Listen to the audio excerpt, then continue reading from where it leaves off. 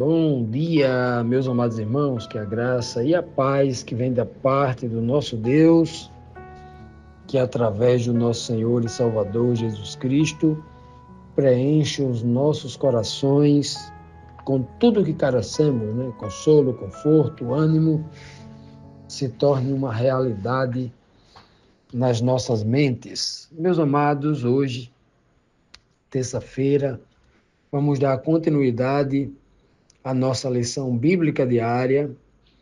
Essa semana estamos estudando sobre a santidade do Senhor, a lição número 7, o Senhor é santo, deixando bem claro isso, né? O Senhor, ele fala de forma muito clara para o povo de Israel.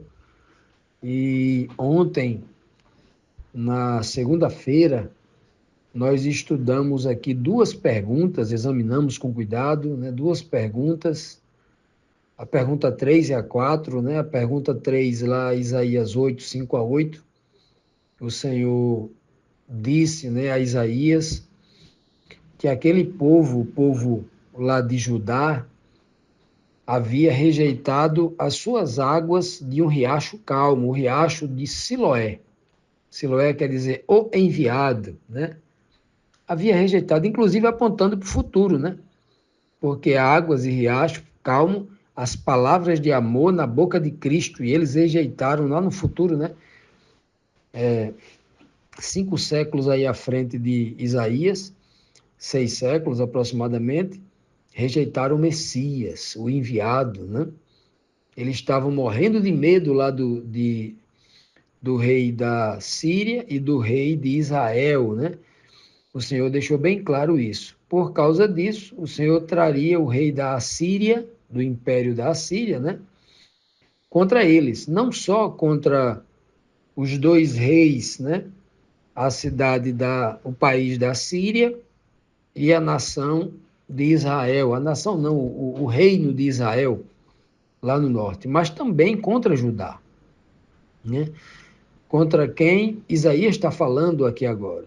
Como eles rejeitaram as águas calmas de Siloé, eles iriam agora experimentar as enchentes avassaladoras do rio Eufrates, uma referência, né, aos exércitos e às águas caudalosas da destruição que viria daquela região no exército do rei da Assíria. Vimos também, na quarta pergunta, em Isaías 8, versículo 11 e 12, quando o Senhor ainda aconselhou Isaías, dizendo, Isaías, advertiu ele, dizendo assim, você não ande pelo mesmo caminho deste povo de Judá, né? Dizendo como eles dizem, né? Não chame conspiração tudo quanto esse povo chama de conspiração, porque esse povo não tem discernimento. Quando ele diz que é conspiração, não é, né? Quando eles dizem que é, não é. Quando eles dizem que não é, é. Então eles não sabem o que dizem, né?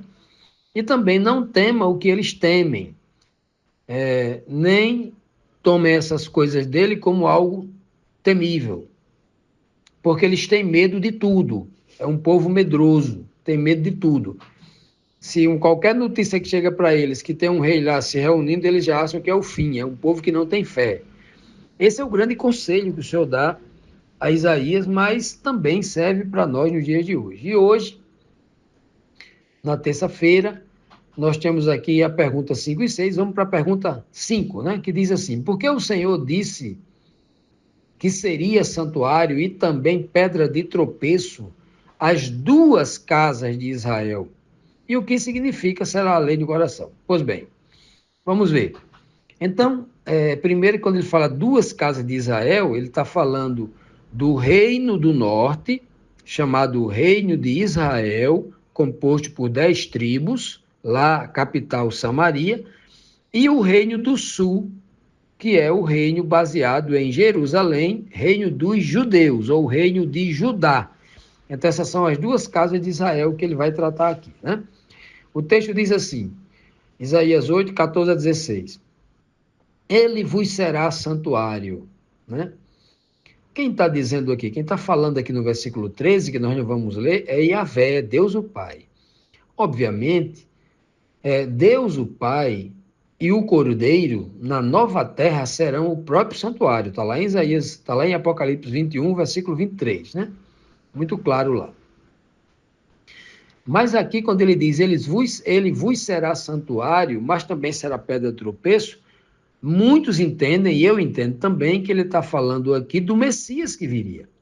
Porque Cristo foi Jesus foi o verdadeiro santuário de Deus. Deus habitava nele. O próprio Cristo falou isso várias vezes. Então ele será o vosso santuário, mas também será a pedra de tropeço, já que Deus o Pai, a pessoa de Deus o Pai, nunca esteve aqui para ninguém tropeçar nele. Então a ideia aqui é que esteja tratando de Cristo, né? Ele vos será santuário, mas também será pedra de tropeço. Será a pedra ou a rocha de ofensa às duas casas de Israel. E quando Cristo chegou aqui, realmente muita gente se ofendeu com ele. Tanto lá os das 12 tribos de Israel, mas principalmente os judeus. Ele será laço e armadilha aos moradores de Jerusalém. Muitos dentre eles, de Jerusalém, tropeçarão e cairão, serão quebrantados, enlaçados e presos. Aí ele conclui dizendo, resguarda o testemunho, sela a lei no coração dos meus discípulos. Pois bem, veja bem, meus amados, que o texto bíblico aqui, de Isaías 8, 14 a 16, ele está falando bem claro que a palavra de Deus em Cristo, que a vontade de Deus em Cristo, que a presença espiritual do Pai na pessoa do Filho aqui na Terra, realmente eles preferiram o santuário de pedra lá em Jerusalém do que ouvir a voz de Deus falando aos seus corações pela boca de Jesus Cristo. E Jesus, na verdade, se tornou para eles uma pedra de tropeço.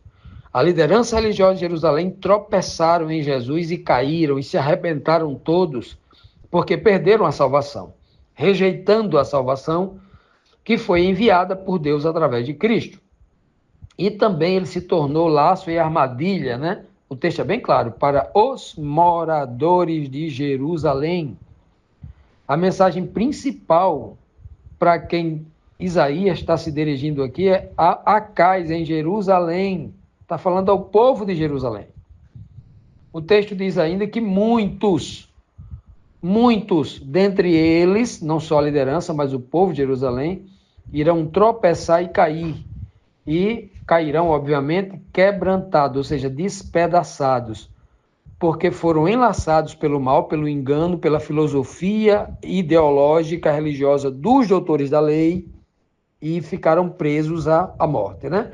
Por isso que a mensagem dada a Isaías é: resguarda ou guarde bem guardado no seu coração o testemunho. Que coisa linda, né? O testemunho. A Bíblia, quando fala disso, ela faz uma referência às duas tábuas do testemunho, lá entregue pelas mãos de Deus, a única escritura que Deus escreveu com sua própria mão e entregou ao ser humano, lá no Monte Sinai. E ele diz, sela a lei no coração dos meus discípulos, né? A palavra lei aqui é a palavra Torá. Torá não é apenas os 5 livros físicos que Moisés escreveu. Não é apenas não, porque essas informações que estão nos 5 livros que Moisés escreveu, chamado de Torá, elas se repetem em toda a Bíblia. Na boca de todos os profetas, que vêm de Josué até Malaquias, a Torá é repetida continuamente.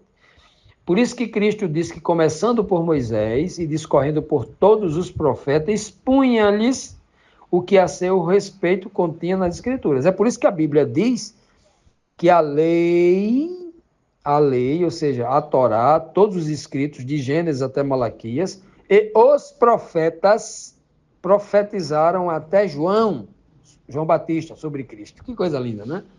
Então, quando ele diz resguarda o testemunho e sela a lei no coração, ele está falando aqui da nova aliança que seria estabelecida por Cristo. E o que é a nova aliança? Já que 99% dos crentes, dos evangélicos, não sabem o que é nova aliança. Na cabeça dele, nova aliança é mudança. E tanto no livro de Jeremias, quanto os 3 versos do Novo Testamento, Paulo explicando que a nova aliança é: eis que eu farei uma nova aliança com a casa de Judá, com a casa de Israel. As 2 casas, está lá em Hebreus, capítulo 8, versículo 10, 12. Paulo vai dizer isso. Eis que eu pegarei as minhas leis, as Torás, né, a minha lei, em algumas falando singular, a minha lei, a Torá, e colocarei no vosso entendimento. Muita gente não sabe o que é isso. Colocarei no vosso coração. É isso que ele está dizendo aqui. Muita gente diz que a nova aliança é o Novo Testamento. Um grupo de 27 livros a partir de Mateus. Que ignorância, né? Porque a própria palavra de Deus não diz Novo e Velho Testamento como sendo grupo de livros. A Bíblia fala da Escritura toda como Escritura. Novo e Velho Testamento é uma invenção da Idade Média. Não existe Novo e Velho Testamento. O Antigo Testamento era uma escritura externa, escrita em pedras, um livro impresso. E a Nova Aliança, o Novo Concerto, o Novo Testamento, é esta lei compreendida no coração, na mente do homem. Isso é Nova Aliança, isso é Novo Testamento. Infelizmente, ensinaram errado e tem muita gente hoje repetindo essa mesma tradição da Idade Média e é muita gente equivocada por não entender uma linguagem simples como essa do livro de Isaías. Continuando, meus amados, vamos então aqui para a 6ª pergunta, que nos traz aqui mais um questionamento importante. Qual decisão tomou o profeta Isaías e como ele se apresentou? O que representavam seus filhos? Esse termo aqui, seus filhos, né? Vamos ler. Isaías, capítulo 8, versículo 17 e 18, diz assim: Esperarei no Senhor, que esconde o seu rosto da casa de Jacó, e a ele aguardarei. Eis-me aqui, e os filhos que o Senhor me deu, para sinais e para maravilhas em Israel, da parte do Senhor dos Exércitos, que habita no Monte Sião. Então veja que esse texto aqui, ele é perfeitamente messiânico. Quem está dizendo aqui é Isaías, mas Isaías aqui está personificando espiritualmente o Messias. Assim como lá no capítulo 6, versículo 8, quando Isaías diz: Eis-me aqui, envia-me a mim. Ali ele está representando tipologicamente o Filho, que desde o princípio se disponibilizou a vir pelos seres humanos para salvar os seres humanos, já que Isaías não tinha esse poder, né, não tinha, nem recebeu essa missão de ser a expiação, de prover a expiação pelo pecador, para lhe trazer justificação e salvação. Só Cristo podia fazer isso. Aqui é como se Cristo estivesse falando: esperarei no meu Pai, esperarei em Yahvé. Yahvé aqui, Senhor, né? A palavra Senhor aqui, Yahvé, Deus o Pai. Esperarei no Senhor, como Cristo fez, como Cristo orou várias vezes. Esperarei no Senhor, que está escondendo o seu rosto da casa de Jacó. Casa de Jacó aqui são as 2 casas de Israel. Casa de Jacó são todos os Jacó, homem físico, DNA, carne. O Israel é o Jacó, nova criatura. Deus muda o nome quando se transforma em nova criatura. Então, quando ele fala casa de Jacó, está falando das 12 tribos. Ou seja, tanto o reino do norte quanto o reino do sul. Tanto o reino de Israel, lá em Samaria, quanto o reino de Judá, em Jerusalém. Então, quando ele fala casa de Jacó, está falando das 2 casas. Né? As 2, tanto o reino do norte quanto do sul. Diz assim, olha, o Senhor escondeu o rosto de todos eles. Mas ele diz: e a ele aguardarei. Aguardarei pela sua provisão, pela sua resposta, pela sua orientação, pela sua condução, sua inspiração, pelo seu poder, pelo seu livramento. Ou seja, aguardar no Senhor é isso, né? E aí o próprio Cristo diz aqui, né? Ou seja, pela boca de Isaías é quase que uma profecia messiânica. Eis-me aqui, e os filhos que o Senhor me deu, ou seja, os filhos de Deus que ele me deu. Ora, qual é a única pessoa que recebe filhos do Pai? Os filhos de Deus para cuidar, seus irmãos. Quem é que recebe? Jesus. Jesus vai confessar isso. No seu sermão do capítulo 14 de João até o capítulo 17, não, melhor, desde o capítulo 10 que ele vinha falando isso, né? Ele diz assim, olha, Todos que o Pai me deu, nenhum se perdeu. E ninguém pode arrebatar aqueles que o Pai me deu das minhas mãos, porque estão nas mãos do Pai e ninguém pode arrebatá-los da mão do meu Pai. Cristo vai dizer com toda clareza, né? Mostrando que tudo que ele tem foi o Pai que lhe deu. O próprio Cristo dá uma aula muito perfeita sobre isso, né? Então o Senhor lhe dá os seus filhos, porque o Pai é quem vai lá no mundo, escolhe, e depois que escolhe, ele dá para Cristo cuidar, ensinar, encaminhar para a salvação, ensiná-los a ser filho obediente como ele é, né? É assim que ocorre. Quem está ensinando isso é o próprio Cristo, de forma clara, muito simples, direta, objetiva, sem aquela necessidade de eu interpretar, inventar uma doutrina paralela, porque Cristo ensina com toda clareza. Então, quando Isaías aqui falando, como se estivesse falando pela boca do próprio Messias, não é à toa que ele é chamado de o profeta messiânico, né? Porque em muitas das suas falas, são falas que vão ser empregadas e em ações que vão ser efetivadas pelo próprio Cristo, né? Ele diz, eis-me aqui, né? E os filhos que o Senhor me deu. Para quê? Para sinais e para maravilhas em Israel da parte do Senhor. Que coisa linda. O que foi que Cristo fez quando esteve aqui? Sinais. Qual foi o sinal e maravilha que Isaías fez? Quantos leprosos Isaías curou? Quantos cegos, né, feitos cegos ou cegos de nascença, Isaías fez voltá-los à visão? Quantas pessoas Isaías ressuscitou? Quantas vezes Isaías disse assim, acalma-te, aquieta-te com a tempestade, com os ventos?